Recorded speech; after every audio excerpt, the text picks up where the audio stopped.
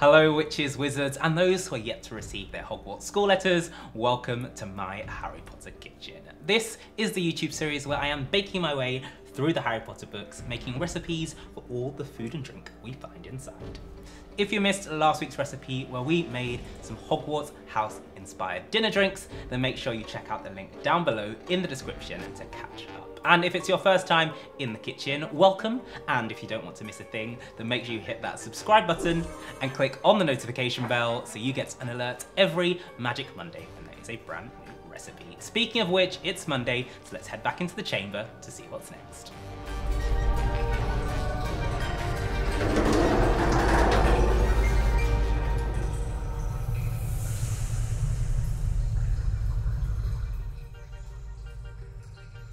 Okay, so let's jump back into chapter 1 and see where we left off.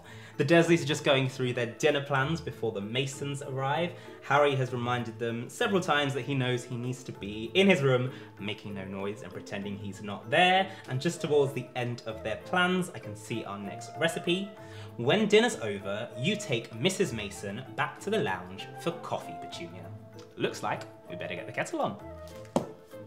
If you fancy making your own Hogwarts brew, then all of the ingredients, measurements, and instructions will be on my website, bradleybakes.co.uk. The link is down below in the description.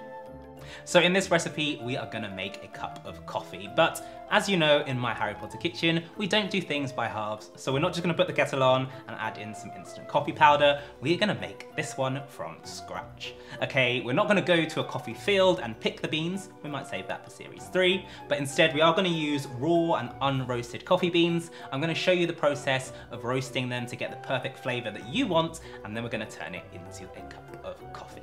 So you might have noticed that these coffee beans look a little bit peculiar, some green and some white ones. Now that is what they look like in their natural raw form, and it's the process of roasting that gives them their famous dark color. So that's what we're gonna do, and we're gonna take that up to the point where we get the perfect coffee. Now depending on how you like your brew, you might want to lightly roast it and have a bit more of a bitter taste, or you might want to bring out that sweetness and roast it for longer. So I'm going to teach you the process and show you exactly where you need to go depending on your preference. First things first, we need to get a pan because I'm going to show you how to roast these in a cast iron skillet. Now you can do them in the oven or even in a popcorn maker, but each method does come with its own disadvantages. This is just the one I prefer, but if you want to know more about the different methods, I'll put them on my blog as well. Now, if you've been to a lot of coffee shops before, you'll know there's usually two important things they tell you about the coffee. The roast, which we're going to go through in a minute to bring out how strong the flavors are, and also the blend. Now this is because a lot of coffee shops and coffee that you buy in the supermarkets don't just use one type of bean. They get beans from all over the world and come up with their own unique recipe that brings out different elements of flavor. So that is exactly what we're going to do today to make our signature Hogwarts house blend. So for this, I've got these small green beans here, which are Colombian Suarez, and these are really famous for their sweet aroma and their caramel aftertaste. So that is going to remind us of having a lovely pint of butterbeer. And then as well as that, I'm going to mix it with some Indian Monsoon Malabar. And these are our more white beans here. Now these ones have a very wood smoke taste and chocolate. And of course, we love our chocolate frogs in the wizarding world. So that's the element that we're going to bring out there. Now we're going to roast these to a full body, which is going to bring out the majority of those flavors that we just spoke about. But if you ever find that those flavors or your coffee are too strong, you can always tweak the roast to your preference. And as well as that, if you actually don't want those flavors, you can always try a different coffee bean. Make up your own magical blend, maybe for the 3 broomsticks or the leaky cauldron. Okay, we're going to move on to our roasting, and as I said, I'm going to do mine in a cast iron skillet because that's going to give us the greatest control, and it also means there's a lot of airflow as we're doing it in an open environment. If you do it in the oven, make sure it's fan assisted, otherwise you'll end up with quite an uneven roast. We're not going to add any oil or anything into our pan, we're just going to have it on a medium-high heat and add in an even layer of coffee beans. Now it's important that you don't overcrowd the pan because we want them to roast nice and evenly. So we're going to keep them moving, keep the air circulating as they start to cook. And you'll notice the colour gradually go from the green or the white into that nice dark brown coffee bean. Now you're going to start smelling those aromas pretty soon. At first they're going to be quite grassy, but then as it continues you're going to start to get that sweet coffee smell coming along as well. And you just keep on doing this until you get to the exact colour that you like.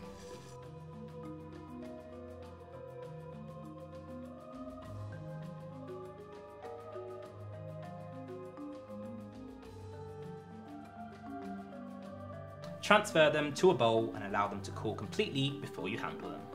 So I've roasted these beans to suit my taste, but then I've also done some extra just to take you through each of the stages and help you find your perfect roast. So the first two are our raw coffee beans, and I definitely wouldn't recommend you try and make coffee with these as they don't taste great, and some varieties of coffee beans can actually make you feel unwell if they haven't been roasted. As you start to heat, they'll move on to the light brown stage, and this is where the flavour of the coffee is quite weak and it also has a low sweetness. So if you like a sour, sharper coffee, this might be for you. As we continue, it will move to the full or medium brown stage, and this is your standard medium roast. You'll have the full body and also a slight sweetness. Continuing on your roast, you'll then get to a dark brown stage. This also has a full body of flavour, but you also get the full sweetness. And then finally, as the beans start to turn black, this is where you've burnt off most of that flavour. So actually, you get quite a mild profile, both in terms of sweetness and body, and you also start to get a bitter taste. Depending on the type of coffee bean you've chosen to use, you'll want to match it to the roast to bring out the majority of its flavours. Now for both the Colombian Suarez and our Indian Monsoon Malabar, I've taken them both to a dark brown level to bring out that full body and their natural sweetness. I also love the name Indian Monsoon Malabar. If there was ever a spell to roast coffee beans, I think that would be it. Monsoon Malabar. Now while we were roasting, you might have noticed some of the skin start to crack and peel off the coffee beans. So before we grind them, we just want to remove any impurities, both with a colander and then again with a sieve, just to make sure the only thing we're grinding is our pure roasted coffee beans. Repeat the process with the rest of your beans. Now our next step is to grind the coffee, and if you have a coffee grinder at home then you are very well prepared. All you need to do is pop these in, switch it on, and you will have your coffee powder. Now if you don't have a coffee grinder like myself, I'm going to show you how you can also do it in a food processor and a pestle and mortar. Place your beans into your food processor, pop the lid on top, and then grind them as much as possible. Now once you blitz that through, you'll notice there's still some chunks in our coffee beans. So I'm going to pop that into the pestle and mortar and then grind that down even more just so it's nice and fine.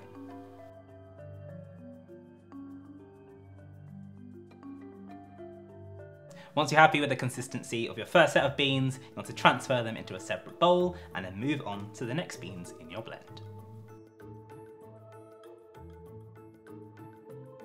Now the next part is super fun because you are in control of your own recipe.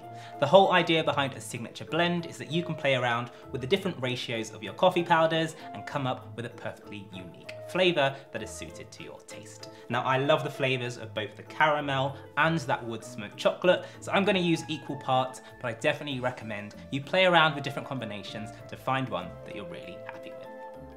Depending on how you plan on brewing your coffee will determine the next steps. You can use this in a coffee machine, you can use it in a cafetiere, but I'm gonna go with cold brew because that is how I prefer my coffee.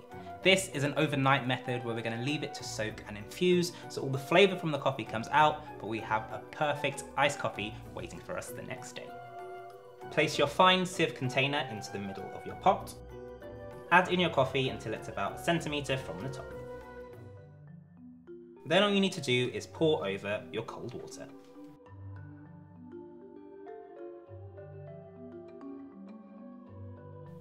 Once you've filled it with water up to the level of the coffee, then you can pop a lid on top, and that's going to go into the fridge overnight so it's super infused with all those coffee flavours and ready for us in the morning. If you do have any ground coffee left over, don't worry, you don't need to throw it away. Just pop it into an airtight container or bag and that will be good for another month. It's the next day and our cold brew Hogwarts house blend coffee is ready to go. You'll notice now that the colour is lovely and a deep dark coffee colour, and we're ready to serve it up. And again, depending on how you like your coffee, you can personalise this stage to you. So you might want to have it Sirius Black, just on its own.